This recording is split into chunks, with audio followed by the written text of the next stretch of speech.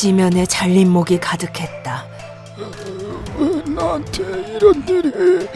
죽기 전에 비 좀 내렸으면. 이게 다 버려진 사람들이란 말이야? 연이은 신음이 불협화음처럼 들렸다. 내 이름은 마치양. 중국의 산간지방에 있는 농촌에 산다. 아휴, 비도 안 내리는데 뭐가 자라겠어. 이러다가 굶어 죽겠네. 80살 먹은 몸을 이끌고 밭일을 하고 있다. 집으로 돌아가면 남편을 간병한다. 이봐, 저녁은 아직인가?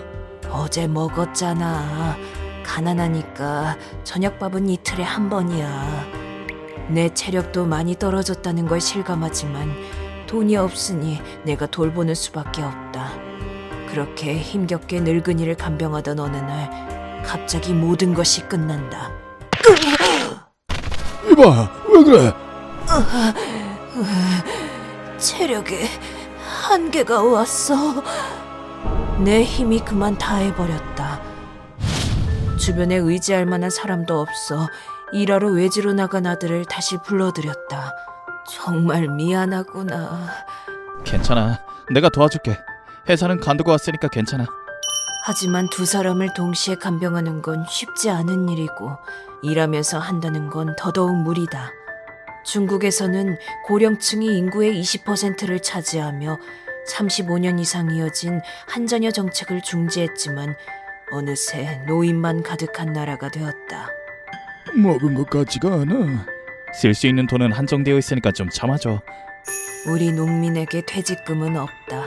월 2만 엔 정도의 복지금 뿐이다. 결국 죽지 않기 위해서는 돈이 필요하다. 아들은 눈물을 흘리며 머리를 숙였다. 미안해.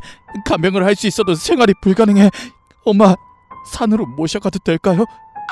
우리 가족 셋이 사는 것도 끝날 때가 됐지. 마지막 순간엔 행복했단다. 난 언젠가 이런 날이 올 거란 걸 알고 있었다. 돈을 먹는 하마인 노인, 특히 여자 노인은 산속 깊은 곳에 버린다. 가난한 농촌에서는 그런 풍습이 남아있다. 미안하네, 치양. 여보, 또 다음 생에서 만납시다. 난 남편에게 이별을 고하고 아들과 함께 산으로 향했다. 그렇게 아들과 함께 험한 산길을 걸었다. 죽는 것도 쉽지 않구나. 엄마, 힘내. 거의 다 왔으니까 힘내.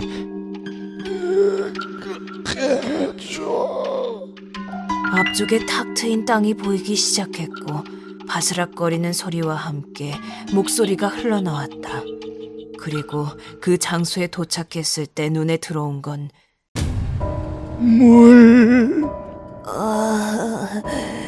역시 싫어. 아니, 머리만 남기고 생매장된 사람들. 이승이지만 마치 지옥 같았다.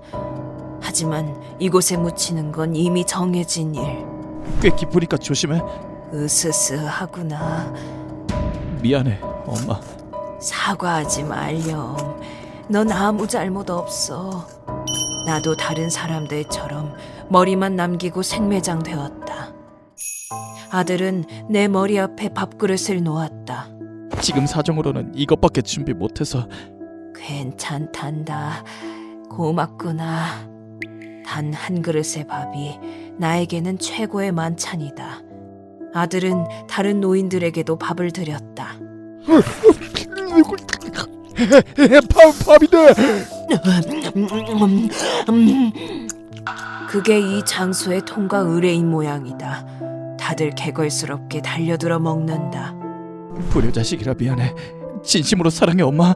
엄마 때문에 고생했어.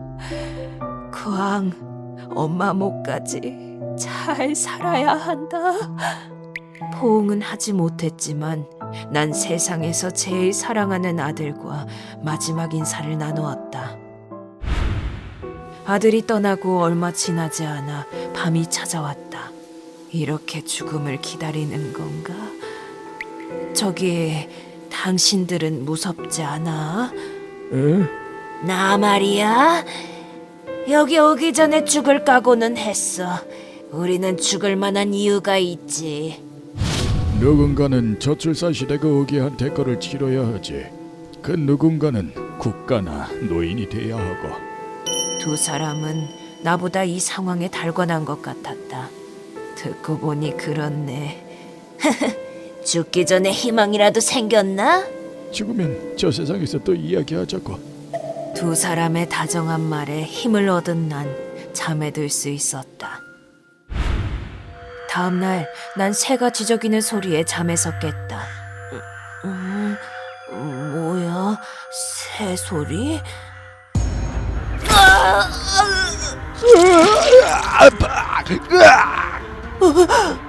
옆에 있던 노인들의 머리를 새가 쪼아먹고 있었고 그들은 괴로워했다.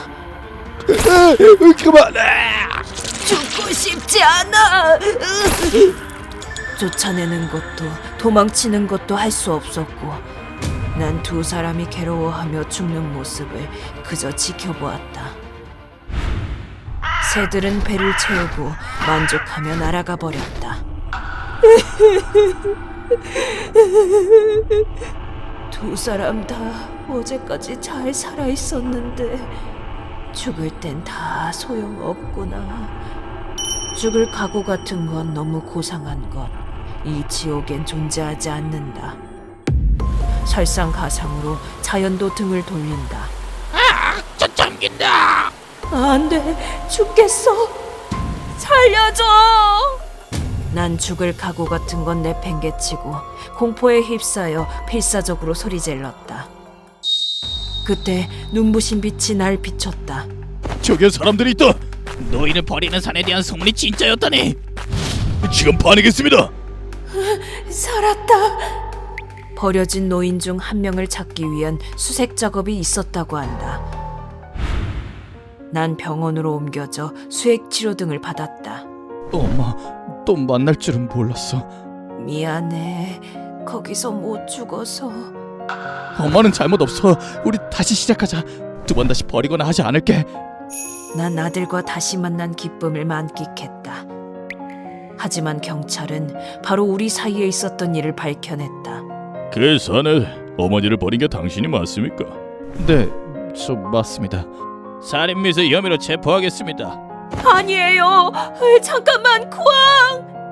아들은 엄마를 버렸다는 죄책감을 견디지 못했고 내가 감싸줄 수도 없었다. 몸 회복이 끝나고 퇴원할 땐 고액의 치료비 청구서를 건네받았다. 이런 돈은 도저히 낼 방법이 없어요. 가난 때문에 죽으려고 했던 노인에게 치료비를 어떻게 내라는 건지. 오랜만에 집으로 돌아가니 남편이 침상에서 오물을 잔뜩 묻히고 괴로워하고 있었다. 참 살려줘. 빨리 치우고 옷을 갈아입혀야 해. 늙은 우리를 도와줄 아들은 이제 없다. 남은 건 늘어난 빚뿐이었다. 우리는 이대로 천천히 죽어가는 수밖에 없다. 돈도 못 받는데 아들은 죄값까지 치러야 한다니. 앞으로 몇 년이나 더 살아야 하는 걸까?